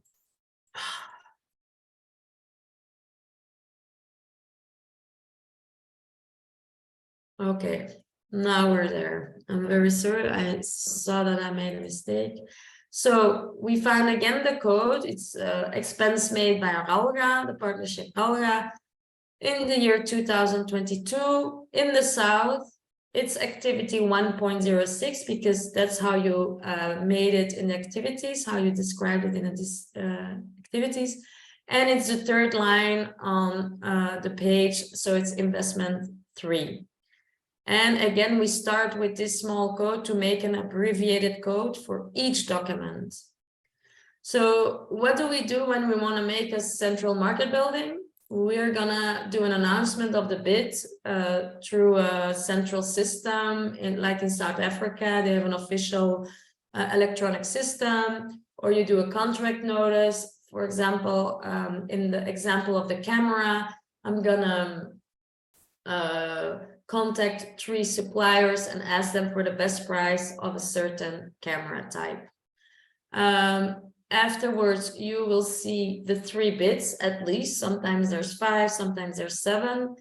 And the dates when they entered it. Then Ralga comes together sometimes with an external expert or whatever, with a group of people, and they award the contracts on certain criteria that they made already or described in the bid or in the contract notice. They award a contract to, in this example, it's SOA BT International, and then the supplier, the contractor, starts building the building. And for example, in the contract there was, okay, whenever they make a progress report, then we can pay a part of the work done. And based on the progress report, 50% of the work is done. There is then the invoice on the summary page. There is a progress report for the 100% when the building is totally constructed. And there is the final invoice that follows that. And with amounts. So I think it was for about 9 million Rwandese francs, and that was about 8,000 euros. So I will show you again the example. Again, you see all the same amounts, the same description. So it's like a mirror. So I think I will see. Yeah, I hope it's a short time. It's a lot of information. I think maybe your heads explode now, but I hope this was like kind of a good introductions. And now, if there's any questions, I will answer them. And I will stop sharing.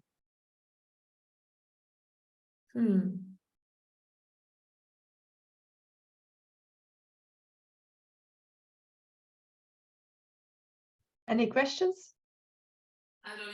It doesn't. I stopped sharing. I don't Yeah. know. Sorry. Boudewijn. Yeah, I had a question from the how you do about the market consultation. You have to ask for 3 bids when it's more than 3,000 euros, or about 50,000 rand for South Africans. But you mentioned in the presentation that you always have to go for the cheapest of the 3 offers or more offers. Is that always the case, or can we make a case for you say no? So No. For me, that was the example that you don't need a contract. And you don't need an award. So for example, I buy something that is more generic, and you don't need a long process in time. You construct something, or you have service rendered. So say like a consultant will make a report for you, how to like how the waste is best collected in South Africa. Then you need the whole process, and then you will also can do a criteria of quality and everything. But it was just an example. It was just an example. But of course, if you do like points and say the quality is much better at another supplier, it will be awarded much higher points, and then it could be that it's not the lowest price. But that's in the whole contract bidding, which is really big. And so I just wanted to be clear that it's not always necessary, but you always have to try to have at least 3 bids, or try to have asked for it and have those proof. I hope that is clear with this example. Yeah. Oscar, you had another question? Yes, I have questions. Thank you, Saskia, for the presentation. My question is actually it's to get clear on the process of filling in the required data in these templates, because it seems somehow different from what I'm familiar with. First, there are some codes that you were referring to about some of the activities, and I'm just wondering where you are getting these codes for instead, because we don't have codes in the action plan and even less in the action budget. So there are different activities that we agreed on in the contracts, the partnership agreement, and I'm wondering, as we report, despite these categories that you mentioned, there are 3 main categories of personnel, operations, and investment, if I recall well. It's already indicated in the financial procedures. But when it comes to activity, for instance, we have, for instance, plans. There are, of course, some activity related to personnel, like salary payments, or some paying some pension or stuff like this. But we have activity related, some trainings or purchase of some maybe supplies or furniture, office furnitures, and we have activities on this one. So when you say, do we have the codes as per these main activities that we have in the action plan, or these are codes that you generate from these specific systems on your side. Another question is, maybe I can ask the Oscar, question. Oscar, Or, I don't know if you want to, or you Yeah, respond to Oscar. one, and Do you hear me? Yes, yes. It's better maybe to respond at your first question, because otherwise it will be too complicated. Okay, thank you. But you are asking about quotes, and what are The you codes, saying? no. I saw in one Yeah. of the like something, the codes. Yeah, they're Oscar, like, I can respond to the question. It are the codes Yes. that are linked to the type of actions. So the document, normally it's the order in which you fill in the document, which will, I think, correct me if I'm wrong, Saskia, generate the code of a certain action. Yeah, it's correct. So when I showed you page 4, it's by chance. Say, for example, I start with in this example, it was personnel, and it was on the first line. So at the end of the code, Oscar, it says per 1. It's just by chance. If you would fill it out on the third line, it would be per 3. But for that, from that code, you can do abbreviated codes to then code your documents. But because it's your first year, Oscar, we can do an example together. We can do one time online. If you supply me with the documents, we can do one if it's not clear. So in this example of personnel, you would have supplied me with 13 documents, and the first one, I remember it very, you haven't seen it very much, but the contract would be per 1.1, but you can, for me, it could be also another code, but it's simple because it's like, refers easily to per 1, the whole salary of that person. And then per 1.2 would be the salary of January. Per 1.3, all the documents for the salary of February. It's just a certain system. Do you see it already a little bit more? Yeah. Now I understand that you just need that order, per 1, period, or operation 1, 2. Because normally on our side in our financing system, we normally, for every expenditure goes with a voucher. But you can make another column. You can make another column and make that code also. And if you want to use that code for your document, if I have a code and I have a document that is named with that code and I can easily find it, you can use that too.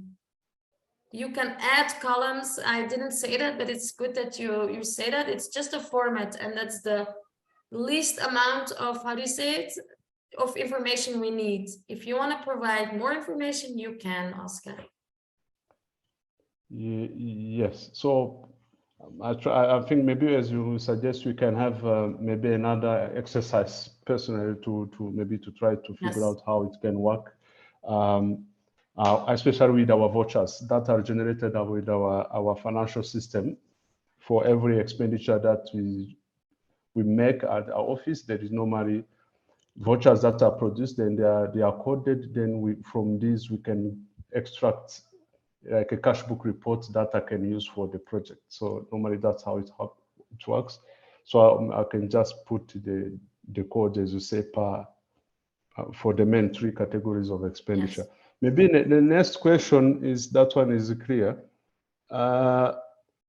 There is somewhere, as we were putting the update on the expenditure update, we were told to put even some kind of maybe even commitment for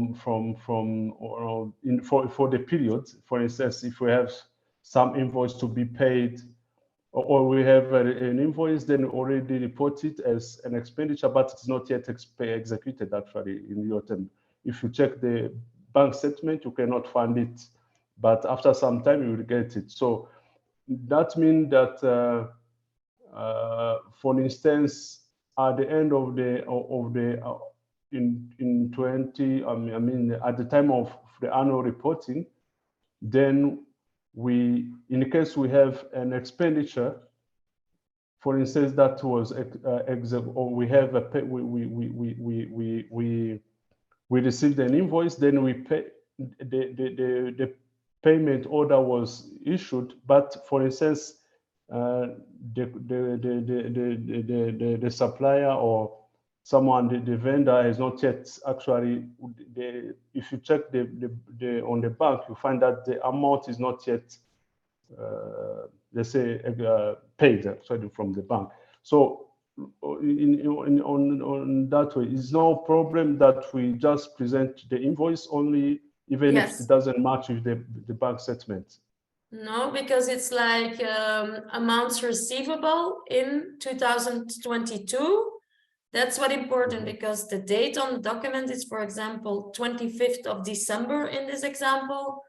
You will pay it maybe 1 month later. No, it has to be in that, it has to be in 2022.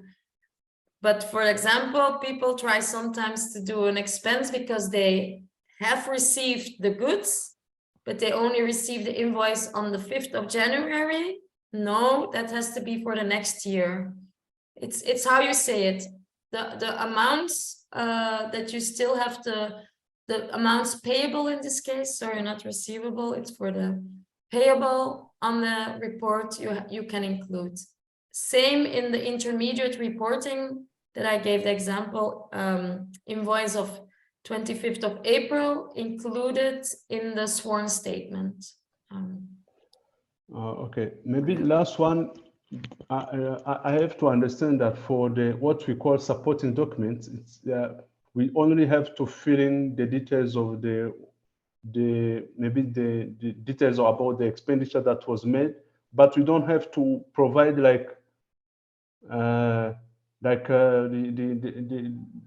what we normally on our site call supporting document, in terms of, for instance, if it is a meeting, that workshop that happened, then we have people who have paid, then we provide lists, payment lists. For instance, if it is, I didn't see where we put this kind of, if we need to upload this kind of information, like when we talk of personnel, maybe adding a contract, a copy of the contract, or pay slips, as this is said, or this kind of documents that we have normally on our side. In our finance department, that they keep in their files.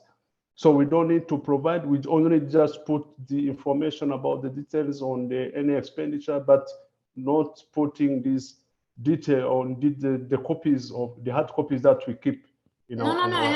Of course. So you have the summary page, and then you need 13 proofs. How do you say that? 13 digital files that support that expense. Is that clear, Oscar, or maybe just here? Where does it go? In a file. How do you say it? In a digital file.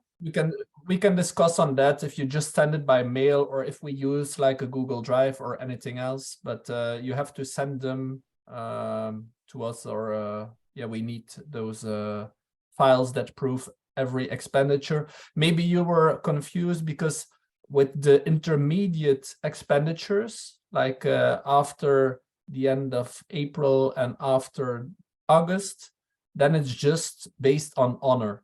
It's after the end of the year, so the 15th of February, that you will provide us with all financial documents that prove the expenditure. So the presence lists, the evaluation of the markets, everything that we need to state the expenditure.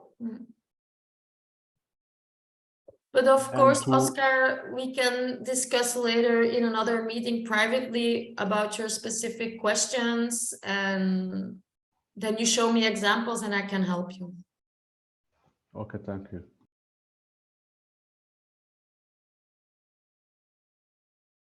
Okay, last question from Isaac. You can take the floor, Isaac. Thank you, and good afternoon, colleagues. Apologies for joining the meeting late. I was just finalizing the meeting we had today. So my question is just a short one. Just to understand, in terms of reporting on the finances, whereby maybe we have overspent on the budget that we have planned for. When we do reporting, do we provide the actual cost, or do we only report what is based on the budget? We don't report something that is more than what we have budgeted for. If you can maybe clear that, Saskia, thanks. I showed you that column just now in page 4. So you can, for example, say your budget is 20,000 and you have made an expense of 30,000. And then you make a summary page of all the documents provided for that. And you just say it was 30,000 euros, but we only include 20,000 in the project and 10,000 is paid by Salga itself.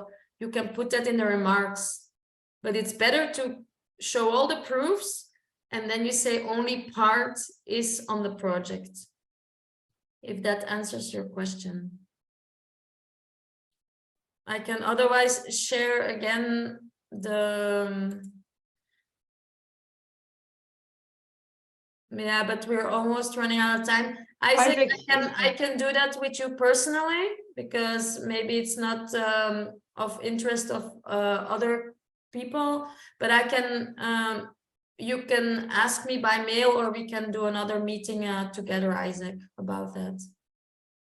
All right, thank you. But I hope it's clear that it's better to like show all the expenses made, and then you say only part is for this program. Okay.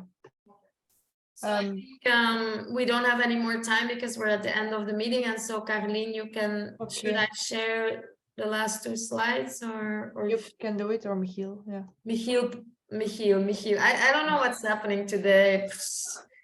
Okay, but yes, as we're almost at the end of this session, it was a lot of information. So just to conclude, for every country, there is a program memory that VVSG fills in, and which you can always look at in order to keep an overview of the entire program. And the link to the program memory will be sent again to you all by email after this session. And I've shared the links to the program memories of Rwanda and South Africa in the chat as well. And then we have those annual reports. And those annual reports consist of the financial templates on the one hand, and the moral report. And that moral report consists of an Excel document with the indicators and the Word document with the performance scores and lessons learned. And the financial templates already have been sent to you before, and it is also in the online folder, so you can go there and have a look at them. And the templates of the moral report, so the Excel with the indicators and the Word document, will be sent to you again at the latest in 2 weeks, so before Christmas. You will have these. Okay? And so as we are at the end, I would just wanted to repeat that we have recorded this session, and we will include the video of this session in the email that will be sent to you after this session, but we will as well add this video to the program memory and the other instruments. So you can always have a look at it again if you have some particular questions rising up when working with these documents. And of course, you can always contact Saskia, Michiel, or myself through the Flemish coordinator if possible. And in the future, if you have some comments or opinions on those tools that we now have presented today, we would be happy to hear it from you as well, because these are new tools for us as well, or some are new. So I think with your input, we could maybe improve them for the future. Okay. Yeah, I'll just have one last question.